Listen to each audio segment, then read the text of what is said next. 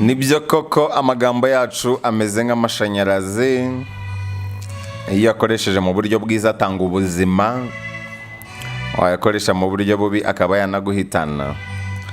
Cyane ko urupfu n'ubuzima bihabwa intebe n'ijambo, kubera ko ijambo rirarema. Amagambo yawe niyo icyerekeza ubuzima bwawe.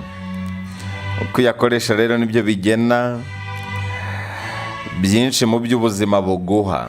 Ubuzima tubamo ni 50% by'ibyo twiyaturiraho, n'indi 50% y'uruhare tubigiramo kugira ngo bibe impamo, kubera ko ijambo rirarema. Ubu ni uburyo bwo gukoresha subconscious yacu, akantu kaba munsi y'intekerezo za muntu kakaba gakoresha umuntu mu buryo atazi.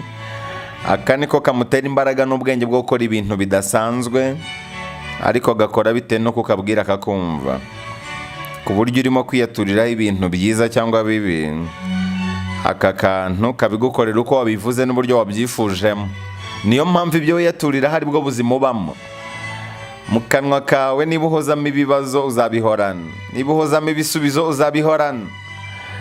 Nababwiye ko ubuzima butangira ari igitekerezo. Ibitekerezo ugira, buri kimwe cyose cyagezweho gitangira ari igitekerezo. Igitekerezo kigatuma amagambo yawe asohoka ajyanye n'ibyo utekereza. Amagambo akarema ibikorwa, ibikorwa bikarema ingeso, ingeso zikarema imyitwarire, imyitwarire ikarema inzozi. Bya bindi wabonaga nk'inzozi ubikabya bitewe n'imyitwarire yawe. Iyo rero wiyaturiraho amagambo meza, uba uri nko muri 1/2 cyo gukabya inzozi. Ikintu cyose umuntu abasha gutekereza no kugikora birashoboka, ni kimwe n'uko ikintu cyose umuntu yiyaturiraho kimugirirwaho. Emile Kwewe yatubwiye ko uyu mwitozo iyo ushaka gukora neza ujya ahantu hatuje, ugafunga amaso, ugahumirizamo, ukanahumekamo, ukazamura umwuka mwinshi, ukawufata amasegonda make ukongera ukawurekura, warangiza ukiyaturiraho amagambo meza. Ariko yongeraho akandi kantu ko iyo umaze kumenyera ubikorera aho ubonye hose. Buri munsi amagambo aguturuka mu kanwa akaba ari amagambo akubaka aho kuba amagambo agusenya. Nukubwira amagambo agusenya ukamureka. Hari abantu rero batabasha gukora uyu mwitozo, abo nibo ngenera isomo ry'umunsi. Mu busabe bwanyu rero abantu bifuje ko mvuga kuri rya somo rigufi cyane rijyanye n'akamaro ko gutangira urugendo wenyine. Ntabwo byoroha gufata urugendo wenyine, ariko niba uhisemo kugenda wenyine, ikintu usabwa ni ukuba wowe. Ikindi usabwa ni ukuba umunyakuri kuri wowe, ukirinda kujijisha ubuzima, ukirinda kujijisha isi. Ujijisha isi nayo ikakujijisha. Iyo rero ukurikije iryo hame, ubundi iryo ni ryo hame, nicyo cyita rusange ku bijyanye no gufata urugendo wenyine. Iyo ufashe urugendo wenyine uguma mu mahame yawe, iteka ryose bigenda neza ku iherezo. Iyo ukurikije amahame yo gutangira urugendo wenyine, urugendo rukomeye ushobora gukora muri buno buzima ni urugendo ukora wenyine. Urwo nirwo rugendo rukugira umunyembaraga, urwo nirwo rugendo rukubakira ubuzima. Intambara ikomeye kurwana muri buno buzima ni intambara urwana nawe wenyine.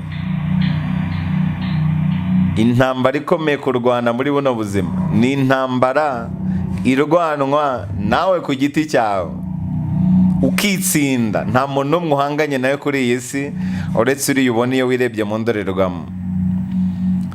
Iyo ushaka guhindura isi urabanza ukihindura wowe ku giti cyawe. Niyo ushaka guhindura ubuzima ubanza kwihindura wowe ku giti cyawe. Ntabwo ushaka guhindura imibereho utarahindura wowe imbere. Urugendo rero utangiye wenyine nirwo rugendo rukomeye kuri iyi si. Iyo rero ushaka kurusohoza amahoro, ugendera ku mahame. Ube umunyakuri, ube wowe, ube umunyembaraga kandi ntuzigere uhagarara. Intego y'urugendo ni ukugerayo, ntabwo ari ukwihuta. Ugezeyo wihuse nta kibazo. Intego y'urugendo ni ukugerayo amahoro. Burya n'umushoferi mwiza ntabwo ari utwara yihuta cyane. Ikintu kigaragaza umushoferi mwiza ni ukugerayo amahoro. ntabwo ari ukwihuta. Uburyo wa mushoferi uzabona yirukanka cyane mu muhanda uriya ntabwo ariyo mushoferi mwiza. Umushoferi mwiza nugerayo amahoro, udateza akaga mu muhanda. No mu rugendo rero rw'ubuzima, niba hari urugendo rugora abantu, ni urugendo umuntu atangira wenyine. Iyo rero warutangiye wenyine, uba wowe ukaba umunyakuri, ukaba umunyembaraga, ukagendera ku mahame. Icyo gihe kandi iyo warutangiye wenyine, uzirikana ko intego yarwo ari ukugerayo amahoro. Intego yarwo ntabwo ari ukwihuta. Urugendo rero rukomeye nirwo rukugeza ahantu heza. Uzanabireba, imisozi ihanamye iragora kuyiterera, ariko iyo ugeze hejuru niyo ituma ureba imirambi myiza. Urugendo rwa wenyine ruragora, nta muntu ugusunika. Iyo nta muntu ufite ugusunika, urabyikorera. Iyo nta muntu ukubwira yego, urabyikorera ukibwira yego. Iyo nta muntu ukuzamura, urizamura. Ni ubuhanga rero, ni n'umunyembaraga uriya muntu ushobora gufata urugendo wenyine. Iyo ufashe urugendo wenyine rero, nibwo abantu bamenya icyo ushoboye. Kandi iyo werekanye icyo ushoboye, abantu beza kandi b'ingirakamaro batangira kuza mu buzima bwawe. Impamvu ubuzima bwawe buhoramo abantu babi, abantu bataraba umumaro, ni ukubera ko utaragaragaza icyo ushoboye. Ni ukubera ko utaratangira urugendo wenyine. Iyo utangira urugendo wenyine, uko byagenda kose wihugiraho.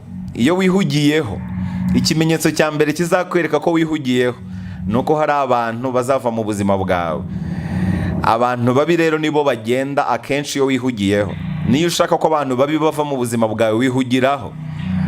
Iyo rero watangira urugendo rwa wenyine, abantu babi barijyana, ugasigarana beza. Burya hari igihe utabona abantu beza mu buzima bwawe kubera uburyarya bw'abantu babi buzuye mu buzima bwawe. Icyo gihe rero ushaka kwirukana abantu babi mu buzima bwawe, utangira urugendo wenyine. Iyo utangira urugendo wenyine rero wihugiraho, kandi iyo wihugiyeho, abantu babi bava mu buzima bwawe. Icyo gihe rero iyo watangiye urugendo wenyine, hari ahantu ugera ukerekana icyo ushoboye. Iyo umaze kwerekana icyo ushoboye, abantu beza kandi b'ingirakamaro nibwo batangira kuza mu buzima bwawe. Icyo gihe rero nibwo uhagaritse kugenda wenyine, ahubwo ukagira abandi bantu ba nyabo bifatanya nawe muri urwo rugendo. Mbere y'uko rero ubona abantu mufatanya muri runo rugendo rw'ubuzima, bisaba kubanza kurutangira wenyine, ukabanza kugaragaza icyo ushoboye. Ushobora kuba ufite ubumenyi ariko buzwi n'abantu bake. Ufite umwihariko ariko nta muntu n'umwe ukoze. Ufite ubwenge ariko nta n'umuntu ushaka kubyumva. Uzi ibintu, usa neza ariko nta kintu bikumariye. Wabuze abantu mufatanya. Buri kanya uhora ukomanga, uri gushakisha abantu mwafatanya, ngo abantu bagusunika, ngo abantu bakuzamura. Uhora witotomba ngo bariya ngo ni cyene wabo. Ufite imbaraga ariko nta n'umuntu ushaka kuzibona, kubera ko ufite ikibazo kimwe gusa: ntabwo ufite ubushake bwo gutangira wenyine. Ntugacike intege rero. Niba ubona ntawo gutabaza uhari, icya mbere ukeneye ni ukwimenya. Nigeze kubabwira ko kwimenya ari wo musingi w'ubuzima bwose. Iyo uzi kuvuka mu banyantege nke, ntabwo wishinga abanyembaraga. Iyo uzi kuri umwimukira, ntabwo wishinga akavukire. Iyo wamaze kwimenya rero, icyo usabwa ni ugukora double. Iyo uzi kuri umwimukira, ntabwo wishinga akavukire. Niba baryama amasaha 10, wowe uryama amasaha 5. Ukora inshuro 2 mu bijyanye n'akazi. Niba wakora amasaha 5, wowe ukora amasaha 10. Iyo wishinze rero uratakara. Iyo uzi kuvuka mu banyantege nke, icyo usabwa urakizi, ni ugukora double. Ikintu rero kigora abantu ni ukwimenya. Hari igihe uhora wishinga abandi kubera ko utarimenya. Iyo wamaze kwimenya rero, nibwo ushobora gufata umwanzuro, ugafunga umwuka, ukavuga uti no, nta muntu nzongera gukomangira, ngiye gutangira njyenyine. Hari ahantu uzagera, ba bandi bose wakomangaga bakakubwira oya, bagatangira kubwira yes. Wicika intege rero, tangira wenyine. Nta n'umuntu ukeneye ngo akubwire yego uretse wowe ubwawe. Icyo ukeneye ni ukubanza kwimenya. Iyo werekanye icyo ushoboye, abantu beza kandi b'ingirakamaro nibwo batangira kuza mu buzima bwawe. Impamvu ubuzima bwawe bwuzuyemo urucumitirane rw'abantu babi bagusubiza hasi, nuko ufite ubwoba bwo gutangira wenyine. Nta gisunika ufite. nta gisunika ufite. Niba nta gisunika ufite rero urisunika, kandi iyo watangiye urugendo rwawe wenyine, abantu beza kandi b'ingirakamaro nibwo batangira kuza mu buzima bwawe.